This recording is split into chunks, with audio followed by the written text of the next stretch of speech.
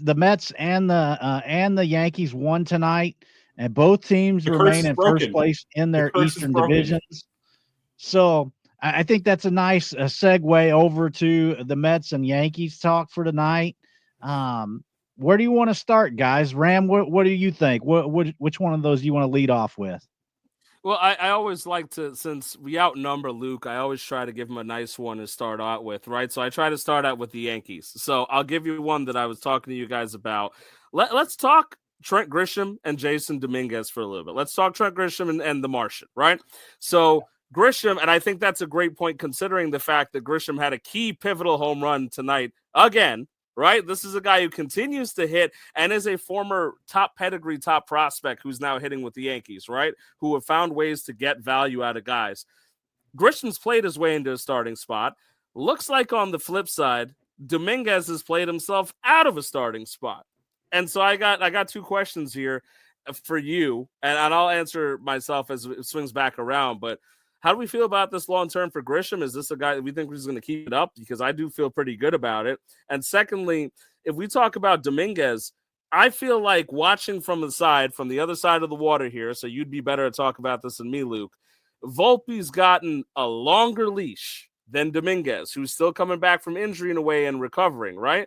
Why are we giving this guy a longer leash when Dominguez was, I thought, supposed to be the more unique, the Martian, the specialer talent, right? Where do you think that conception comes from? Yeah, I mean, I'll start with the Grisham one, and I'll kind of give you guys a hot take here because we talked about this 2 weeks ago. Grisham was a part of that Juan Soto deal last summer. I'm going to go as far to say we might get more value out of Trent Grisham than we did with Juan Soto. And granted, we'll get 2 years out of Trent Grisham instead of 1 year of Juan Soto. And yeah, you can put your hand in your face. I'm going to lose my mind, Luke.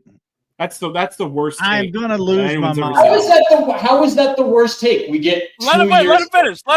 We get 2 years of Trent Grisham. The possibility sounds like of a fantasy owner trying to convince you of a trade. Like, come on.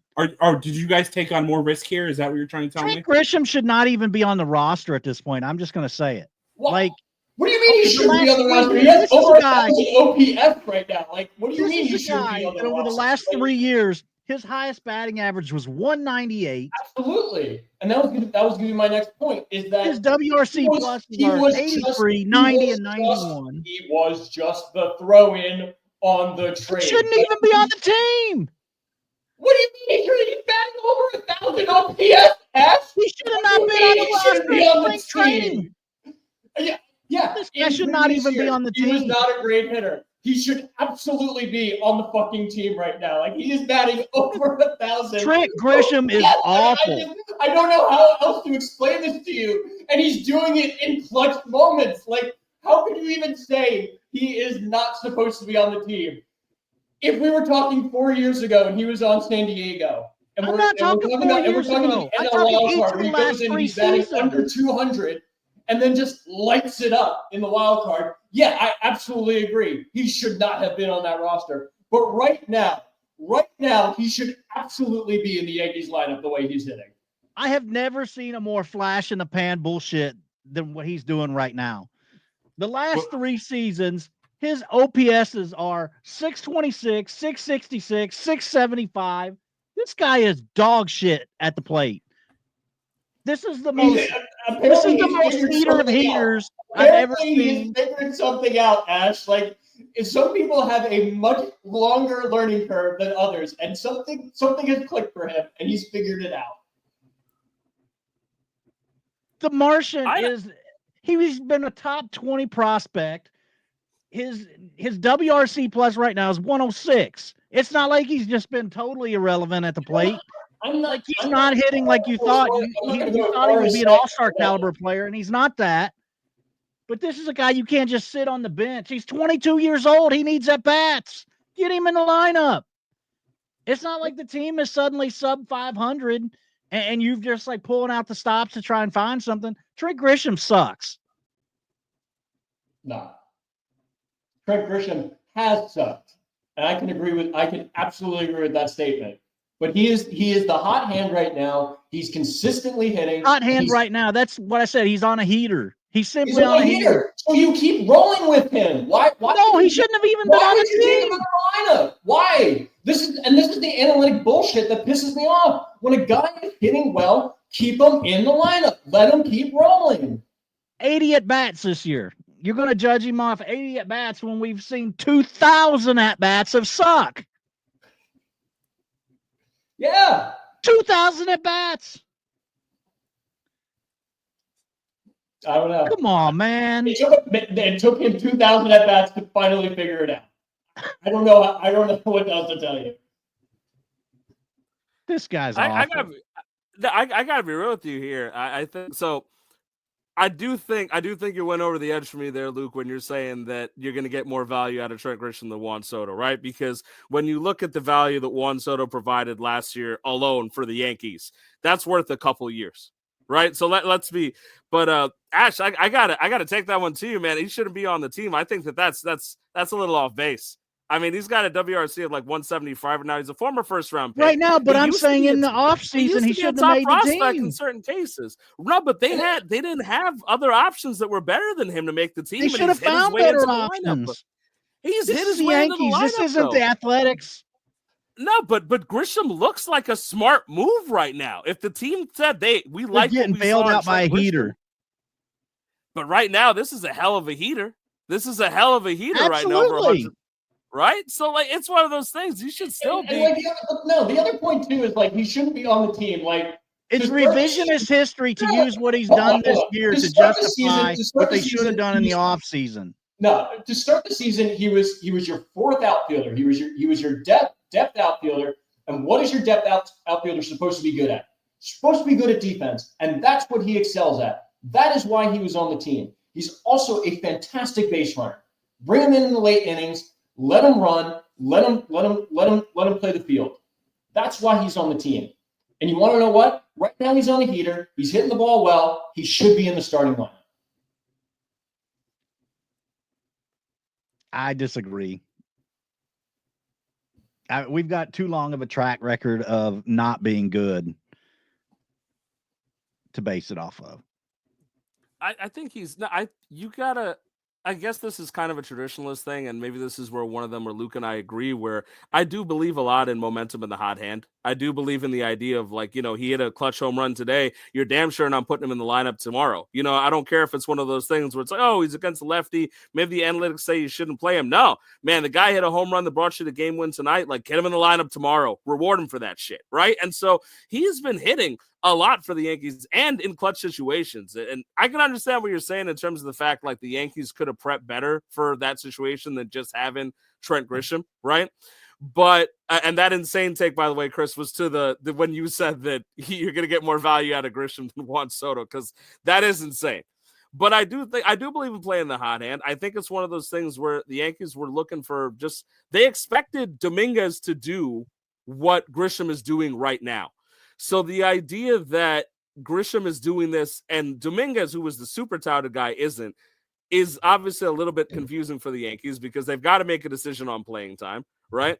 Now, I do feel like they're giving some at-bats to some guys that shouldn't be having them, and Dominguez should be out there pretty much every day, because he's not going to gain anything from AAA. He's got to figure it out with the team, and this is a guy you've invested in, right? And clearly, they've given him a shorter leash than Volpe, who I don't actually get that. For me, we didn't get to touch on it too much because we veered off for a second. But, Luke, I don't know how you feel about that, but I think it's kind of stupid that I feel like with the way that Dominguez was being talked about, you should be giving him the longest leash in the world, right? You got to find him at bat somewhere.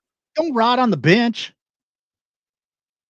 Yeah, the sentiment with Volpe has always, with Cashman, Cashman and Volpe has always been, we're going to give him the best opportunity to succeed. And you saw that in his first season. He struggled a lot throughout the season. They still gave him reps. They still let him play shortstop. And you could see the improvement as the year went on. You saw the improvement in year 2. It's been a little bit back and forth in year 3 now. And I think the results have shown. I do agree. I mean, Dominguez should be given time. It's difficult. I mean, it's difficult from a team perspective. You want to win games, but you also want to give your young guys the opportunity to develop. And in this case, you're on I think it was a 2 or 3 game losing streak. Put the best guys on the field and figure out how to win. And it also becomes a learning situation for Jasson as well. I mean, if you're not going to perform, you are going to go to the bench. I refuse to believe that Dominguez is only 22. I feel like he's been around for like 20 years now. It feels like he's 30. Like, it's just, I feel like we've been talking about him for like 8 years, and now now is he getting consistent playing though. But I think it's okay that that Volpe gets a long leash. Honestly, like he's gonna be your guy. He should be your guy. But I think that same grace should extend to Dominguez. But at the same token, I do understand wanting to ride the hot bat. But you can find creative ways to get him in there. He's not great defensively. If you have a lead, you take him out. You throw Grisham in there. But that take of you got more value from Trent than Soto. Like, Soto took you to the World Series last year, and Grisham was just there. He barely played. Was he there? I mean, he was there. I don't know if he was wearing a jersey, but he was there. He was there. They would have given him a ring if they won. But I'm not I guess I want to be clear. I'm not advocating for necessarily playing Grisham over Dominguez. What I am advocating is find a way to get them both in the lineup. Because, I mean, look, Cody Bellinger's a strong defensive outfielder, they say, but Grisham's a strong defensive outfielder, right? Bellinger was underperforming with the bat for a bit. I know he homered today, so it's not like I'm trying to make myself look stupid here, but in the long term, we're talking about winning. We're talking about figuring out what you've got in your guys, right? You should be able to find a way to get Dominguez in that lineup, to get Grisham in that lineup together. There's got to be something you can do, right? And we see here, we've got Chris saying Grisham wouldn't have dropped that fly ball in the outfield, Luke. And he might be right. He might be right. You are definitely right, Chris. You're definitely right. And Kenny says Grisham will play 3-4 times a week, late defensive replacement while he's hitting, put him in center field. I understand that, and I think that's reasonable, right? Because when things work out, Belly, Rice, Goldie, blocks one, right? And I feel like it's crazy. Yeah. And that's the problem too, is you're trying to shift guys around, and you're also dealing with the hot bat of Ben Rice, who's sucking up the DH spot right now. So it's a logjam. It's really just a logjam for the Yankees right now. And like I said before, it's a matter of, do we want to win games or do we want to develop guys? And it seemed like this week they're riding we want to win games, and we want to put the best guys in the field for us to win.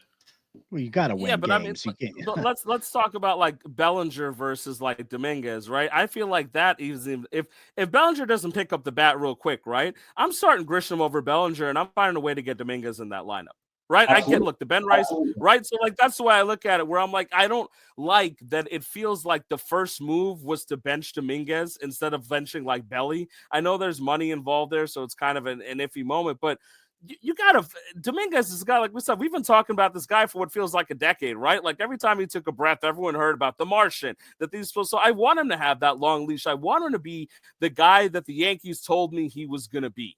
And I feel like it feels really weird to say, look, I know Goldschmidt is hitting right now with them, right? I'm not going to knock that. And obviously Ben Rice is hitting. I'm not advocating for taking his bat out of anything. And Luke, never to you. I'm never going to advocate for getting rid of Ben Rice in front of you. Absolutely not.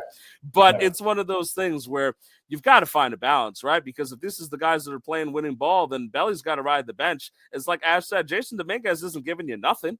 He's still giving you something, right? And I feel like you got to let him figure that one out, because I get it. You're top of the division right now, just like the Mets. So you're focused on winning and you're figuring it out. But I feel like this is the type of thing that sets his development back almost. I know you were saying that it might teach him a lesson. He might learn from it. For me, I feel like this kind of sets his development back, because he's up there just kind of hanging out. And I feel like he's a guy that needs to play to really learn and hit that potential, work through the injury, whatever it might be.